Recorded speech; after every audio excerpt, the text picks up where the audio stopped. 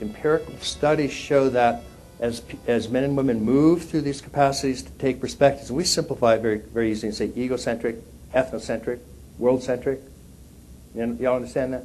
Pre-conventional, conventional, post-conventional. Let me give you a brief example of why I think this is important.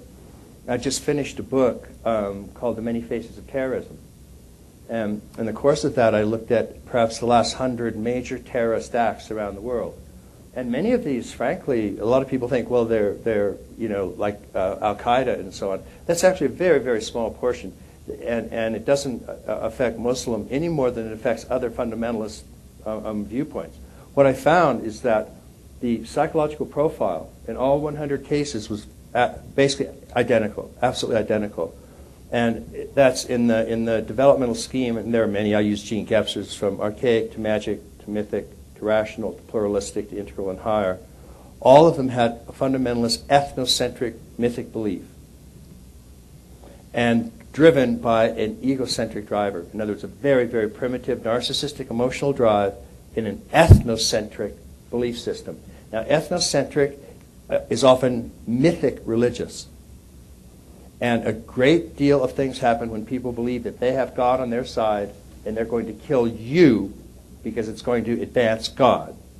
And in some belief, it's like, if I kill you and then I die and go to a heaven, then my committing a terrorist act is basically a career move. So this is not good in today's world when you can get your hands on plutonium and all of a sudden you want a job promotion, just dump it in the LA drinking supply, and the heathens die, and that's good. So this is not the only kind of evil, but a lot of the kind of evil we're talking about really comes from people that are moving through developmental stages and are at this ethnocentric stage. In America, we think, well, that happened someplace else. Actually, it's happened dozens of times in America. Most often, Protestant fundamentalists bomb abortion clinics. It's that kind of thing. Timothy McVeigh, huge terrorist act. Why? Ethnocentric level of development driven by this narcissistic emotional driver.